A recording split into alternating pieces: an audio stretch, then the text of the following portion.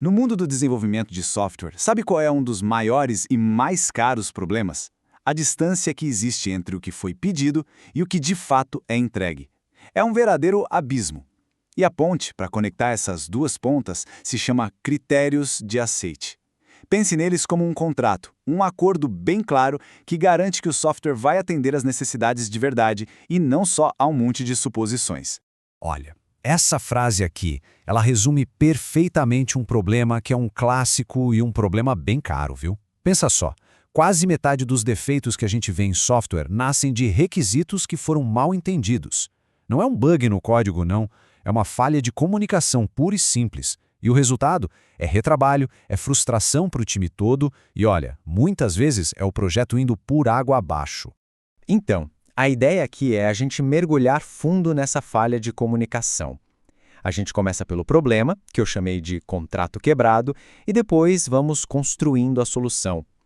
Vamos passar pela regra de ouro, ver como escrever critérios que funcionam, dar uma olhada nos erros mais comuns para a gente evitar e, no final, fechar com um checklist prático para garantir a qualidade. Pois é, quando as histórias de usuários são vagas, o resultado é quase sempre o mesmo, e não é bom.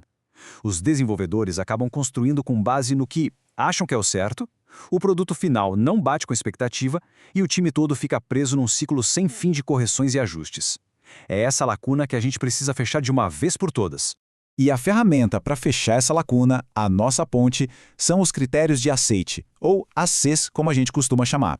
Eles são basicamente a regra de ouro de uma história de usuário bem escrita. É o que transforma uma ideia meio abstrata num acordo claro, objetivo e, principalmente, testável entre quem pede e quem constrói.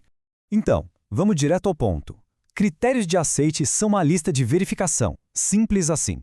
São as condições que a gente consegue medir para definir se uma funcionalidade foi um sucesso ou não. Eles dão uma resposta clara e objetiva para aquela pergunta que todo mundo quer saber. E aí, tá pronto? Agora, vamos parar um pouquinho aqui, porque essa tabela é super importante. Ela mostra a diferença entre critérios de aceite e definição de pronto, o famoso DoD. É muito comum confundir os dois, sabe? Mas é simples, ó. Critério de aceite é específico para uma história. Ele foca no o que a funcionalidade tem que fazer.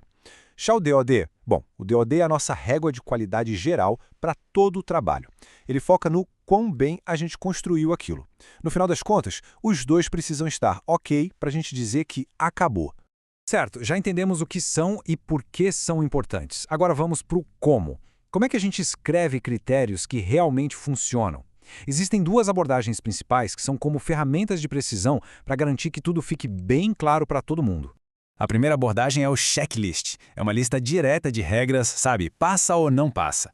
Perfeito para funcionalidades mais simples. Mas, quando o comportamento é mais complexo, com várias interações, aí o formato de cenário, usando a sintaxe Gherkin, se torna uma ferramenta poderosíssima. A estrutura do Gherkin é genial de tão simples. O dado prepara o cenário. O quando descreve a ação. E o então define o resultado que a gente consegue testar. Essa estrutura força todo mundo a pensar de forma clara e, com isso, remove qualquer ambiguidade sobre o que o sistema deve fazer. Mas olha, não importa o formato que se escolha, bons critérios sempre seguem alguns princípios básicos. Eles têm que ser específicos e mensuráveis. A regra de ouro é, se não dá para criar um teste para verificar um critério, ele provavelmente está vago demais.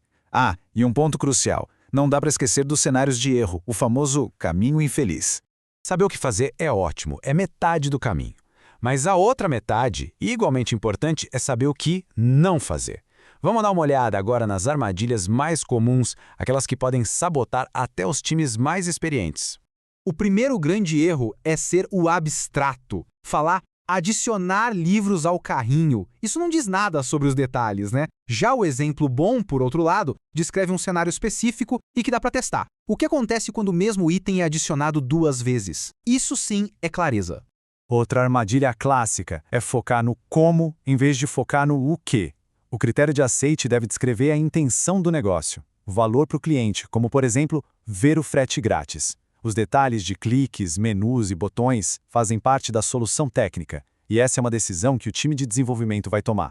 E isso nos leva a um ponto muito importante. Um critério de aceite não é um script de teste manual, gente. Ele define uma regra de negócio, algo de alto nível. O roteiro detalhado de como testar essa regra vem depois, e ele vai ser derivado do critério, mas ele não é o critério em si. Legal, quando a gente consegue evitar esses erros, os critérios de aceite sobem de nível. Eles deixam de ser só uma listinha de requisitos técnicos e se transformam numa linguagem comum que une o time todo, do funcional até a performance. O Gherkin, em particular, é uma ferramenta de comunicação fantástica. Ele pode ser lido e entendido por qualquer pessoa, seja da área de negócios ou da área técnica. Isso garante que todo mundo, do Product Owner ao QA, esteja da mesma página, o que elimina um monte de suposições e aquelas reuniões longas e cansativas de alinhamento. E essa clareza toda não precisa ficar só no funcional, não. Atributos de qualidade como usabilidade ou performance parecem muito abstratos, né? Mas usando estruturas como essas árvores de qualidade, a gente consegue quebrar esses conceitos em condições específicas e que dá para medir. Por exemplo, usabilidade pode virar utilizável por um novo usuário sem precisar de treinamento. Então a gente pode pensar nos critérios em 3 tipos principais. Os funcionais, que descrevem as ações. Os não funcionais, que falam sobre a qualidade da experiência. E os de performance, que definem o quão rápido e eficiente o sistema tem que ser. Todos eles são essenciais para um produto de qualidade de verdade.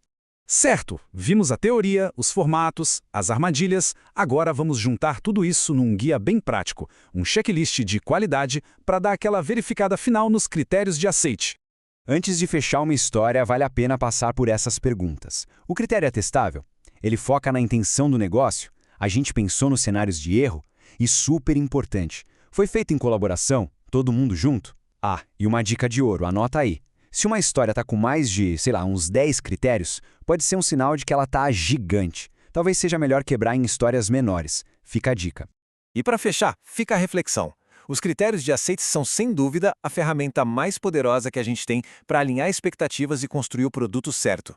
Se forem usados do jeito certo, eles são a ponte que transformam confusão em clareza e que leva direto para a qualidade.